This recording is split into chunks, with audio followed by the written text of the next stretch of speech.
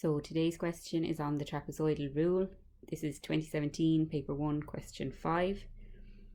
The trapezoidal rule is a way of measuring the area of an irregular shape. What you're doing is taking an approximate area by dividing the irregular shape up into equal strips. And if you have a look at the formula that you find on page 12 of your formula and tables book, you'll see there H is the width of the strips that you use and Y stands for the length of each of the strips. The very start, even if it's 0, is still Y1, and the very end is known as YN. That could be 7 or 8 or whatever. In the formula, YN minus 1 just means the second last strip. So N is the last length and YN minus 1 means the second last length, one less than N. Just to watch out for that, that's a place sometimes people get stuck. So we'll go on into the question now. So I have written down that formula that is on page 12 of your formula and tables book, and I'm going to find out what are my H and where is Y1, Y2, etc. So H is the width of the strips, and that's been marked there as being 3 meters. 4, there is Y1, Y2, Y3, and so on until we get to the last length. So my last length there is Y9. That's also going to be YN, and then this is YN minus 1, one less than that. So I'm going to substitute those values in then to my formula.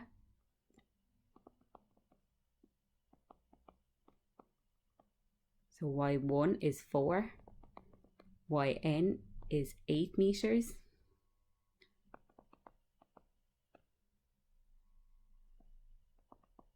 and I'm going to continue on filling those all into the formula until I get to the last one.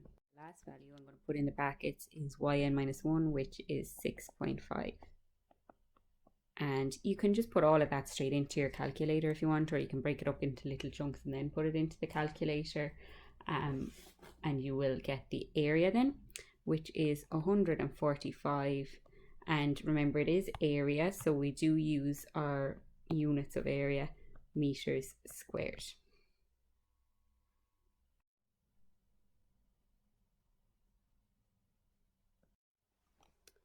Okay, so in the second part of the question here, you have to work backwards, where you've been given the area and you have to now find the length of one of the sides. In this case, we've been given our H again. So H is 4, and we have been given the lengths of all the other sides. So this will be my Y1, Y2, Y3, Y4. I'm going to put X in for Y5, Y6, and Y7. Remember again, the last length is always YN, and the second and last one, YN minus 1. So I'm just going to substitute straight into my formula like I did in the other question. But this time I also know A. I know that that's going to be 145.6. So you can see there when I have substituted it in, this is what I get, and I'm going to try and simplify as much as I can. So I can simplify there, the 4 over 2 gives me 2, and in brackets 4 plus 8 is 12. And it's difficult to multiply the brackets yet because we have that X there in the middle of the brackets. So we're going to have to just add together the other parts of the numbers, which will equal 25.5 plus X. And all of that is equal to 145.6. So we're looking for a way that we can simplify then, that we can make it easier, so that we can figure out what X is on its own. So the first thing I'm going to get rid of is I'm going to try and get rid of this 2 here. So to get rid of a multiply by 2, we are going to divide by 2 in a stabilizer. And I end up then with just 12 plus 2 by 25.5 plus X equals 72.8.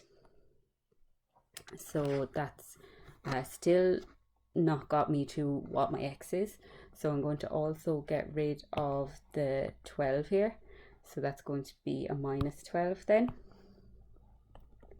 And what I do one side, I always do the other side. So I end up with 2 by 25.5 plus x equals 60.8. And again, I really don't want to have the 2 outside the brackets, so I'm going to try and get rid of that 2 by dividing by 2 again.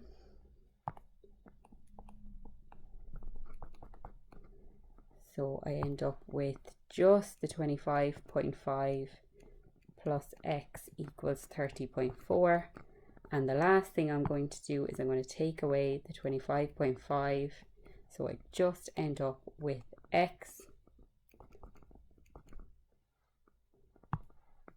And I get that x is equal to 4.9 meters.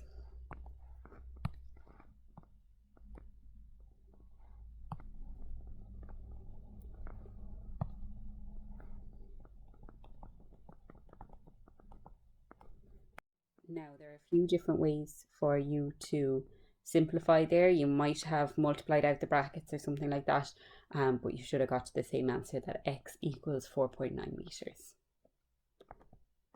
And if we look at our diagram, does that make sense? Yeah, it does, because this is definitely the shortest part, and 4.9 is smaller than all the other numbers except this one, 4, and it does look a little bit bigger than that. Try and find some more trapezoidal rule questions. They are often very, very similar what comes up. Usually in the first part, asked to just substitute straight into the formula. Second part then, work backwards. When you know the area, can you find one of the lengths? Ask me any questions on Teams, and best of luck with it.